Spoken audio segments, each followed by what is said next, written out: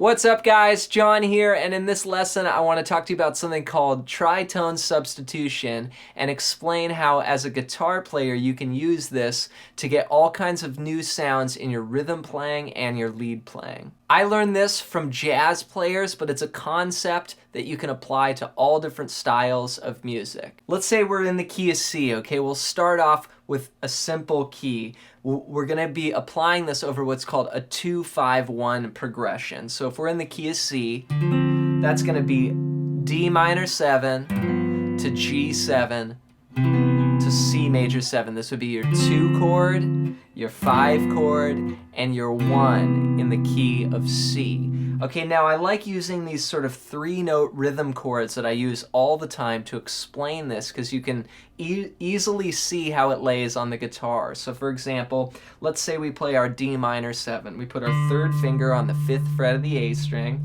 your 1st finger on the 3rd fret of the D string, and your 4th finger on the 5th fret of the G string. We're only going to play those 3 strings. This will be D minor 7. This is kind of rhythm playing that you might hear like Freddie Green,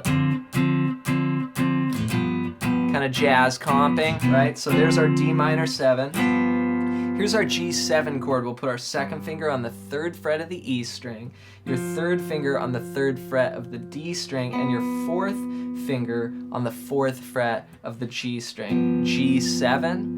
And then to go to C major 7, your 1 chord, bring your 2nd finger down, leave your pinky where it is, and put your 1st finger on the 2nd fret of the D string. So you should be on 3, 2, 4, with fingers 2, 1, and 4. C major 7. Okay, so if we play those 3 chords together, we got D minor 7, G7, and C major 7. Okay, so that's our 2, 5, 1. Now when we go to this 5 chord, what we're going to do is we're going to have a substitute for our 5 chord. Okay, so our 5 chord is G7. Now look closely at these notes. We're on the 3rd fret, 3rd fret, and 4th fret. And within this chord, this simple chord of playing root, 3rd, and 7th, we have this interval called a tritone, which is these 2 notes here.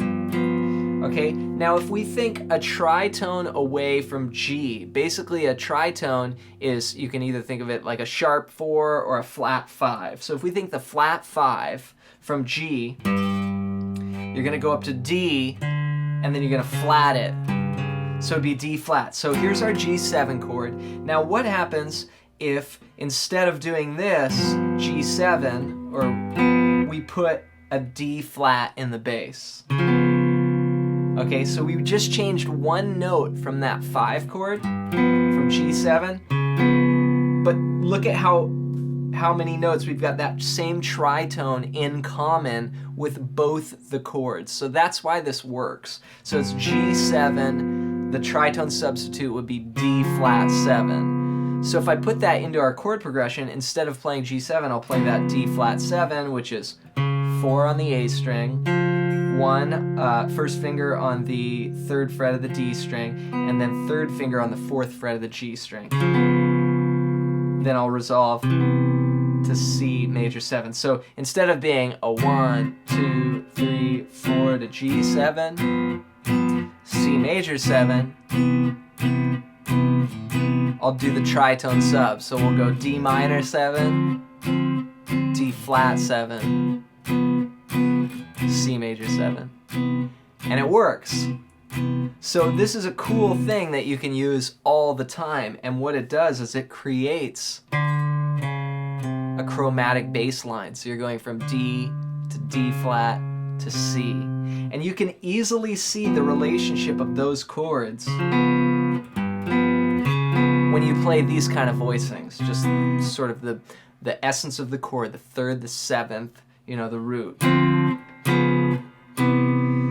So this can be applied not only in your rhythm playing, but also in your soloing. All right, so let's apply this in our melodic soloing.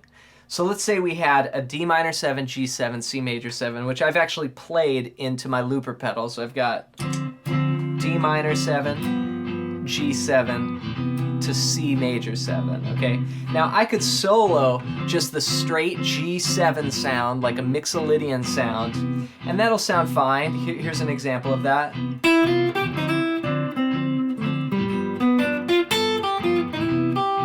Right? So I'm just playing G7.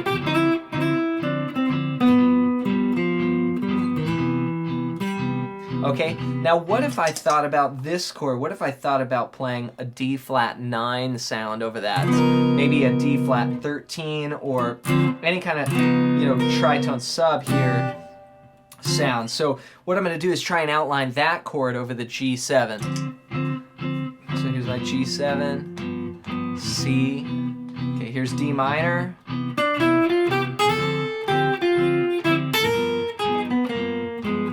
See, that sound adds a little bit more tension.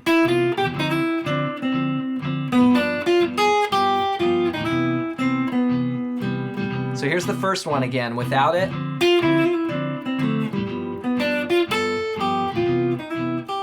And then with it.